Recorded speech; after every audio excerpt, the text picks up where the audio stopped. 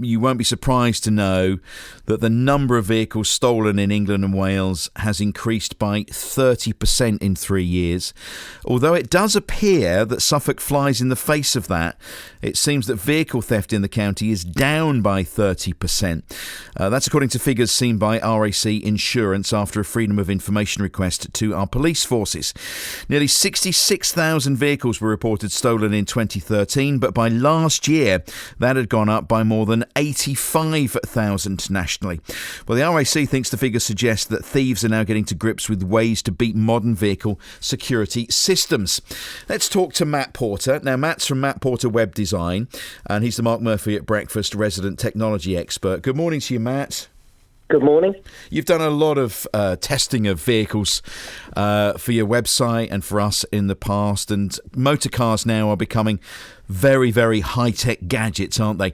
And you would think that security is enough to beat anybody, but it seems as if the thieves are kind of cracking the codes.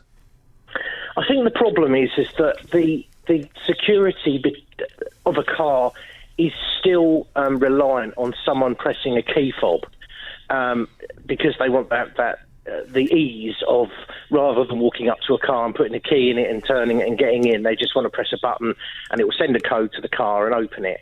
And that is where the security hole is, really, because thieves are now using technology to intercept those codes and then use them at a later time to enter the car. So they are cottoning on what to do.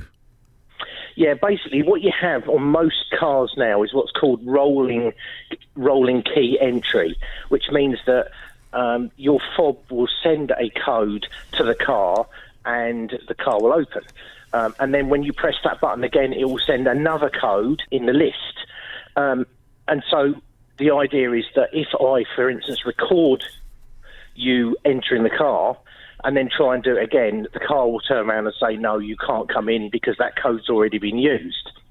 But what these thieves do is they jam the signal to the car and record it themselves. So the first time you go to open it, nothing happens. Lock it, nothing happens. And you think, oh, that's odd. And you press it again, and then it does. And what's happened there is it's recorded your attempt.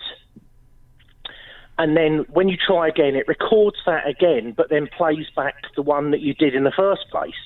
So it then has the next code saved on its device, which when you walk away, they can then play back and open your car. Simple as that. My goodness. Well, not quite, but it can be. Well, not for me. It wouldn't be. I wouldn't have a clue. But clearly, for these people who are in this game, that once they've got that technology sorted, it is relatively straightforward. Do you think the motor manufacturers should be doing more then to protect our cars? I think they probably should. The technology they're using, they're buying, if you like, off the shelf components to do this security. So they'll use a particular chip from one manufacturer and they might all be using those or a number of them. So I think that the issue is you've got this system where you're sending a code to a car and then the car is opening because it believes that code's correct. There needs to be an additional set of security, perhaps maybe a fingerprint reader on the key fob, which then gives you access to the key fob to actually press the button and stuff like that. So I think that there's additional security needs to be. And that technology's there, isn't it? Facial recognition, thumbprints, it's all there already.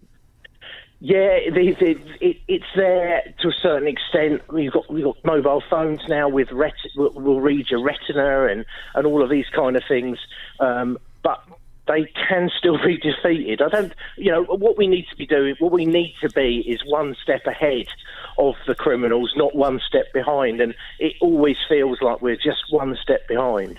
Matt, thanks ever so much. Matt Porter from Matt Porter Web Design, our resident technology expert. Simon Williams was listening to that from the RAC. Good morning, Simon. Good morning. Big problem nationally. We've seen a decrease in cars stolen here by 30%, but nationally it's up 30% in 3 years. Yes, Suffolk absolutely has done quite well. It's one of 6 forces that saw drops in our figures compared 2016 to 2013. RAC Insurance carried out a Freedom of Information request with 44 police forces and found that England and Wales forces had suffered a 30% rise, and 86,000 cars have been stolen, as opposed to just over 65,000 in 2013. So in putting things into perspective, back in 2002 we had 300,000 vehicles a year being stolen.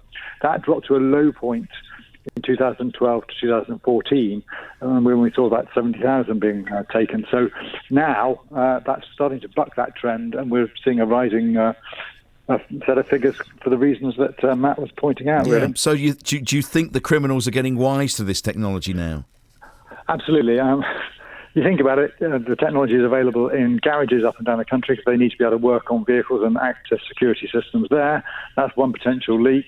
The web, the dark web, and other kind of clever technology, there's so many clever people out here now with working with software that they can potentially kind of mimic things. You can even, I've heard about technology where you can kind of copy the keyless codes via scanning the house. Wherever the keys are kept, they can read the keys and then just open the keyless car.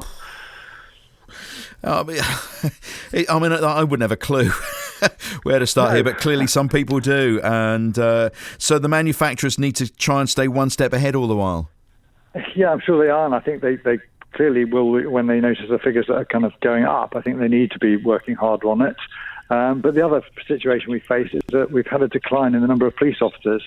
Since 2010, we have 19,000 fewer police officers. So inevitably, there's got to be a knock-on effect there, where they don't have enough time to kind of crack these gangs that are carrying out this crime. Yeah, and a lot of the thefts are these very high spec, very expensive cars. I know someone that had a Mercedes-Benz taken away from their driveway. They don't know how it was taken away, but their keys weren't lying around, put it that way. So it was a high-tech theft, probably. And they are targeting many of these vehicles, and they end up in a shipping container heading off to somewhere. This is the way, and I'm sure that's what's happening. And also, official statistics show that vehicles between 1 and 5 years old are the most likely to be targeted. Perhaps unsurprisingly, most of these thefts happen between midnight and 6 a.m. That's about 40. They equate to about 40% of all vehicles stolen from that kind of time of day. So perhaps we need to see a bit of a return to the 80s and 90s when we had a very visible security lock over the steering wheel. It's just another thing that's going to get in the way. And perhaps put someone off, not thinking they're going to have to go through this kind of old analogue piece of security. The good old crook lock, as I seem to remember they were called. Sales are up, apparently. Oh, right. Okay, well, maybe we should all be thinking about that. Simon, thank you very much indeed. There's nothing wrong with a bit of low tech.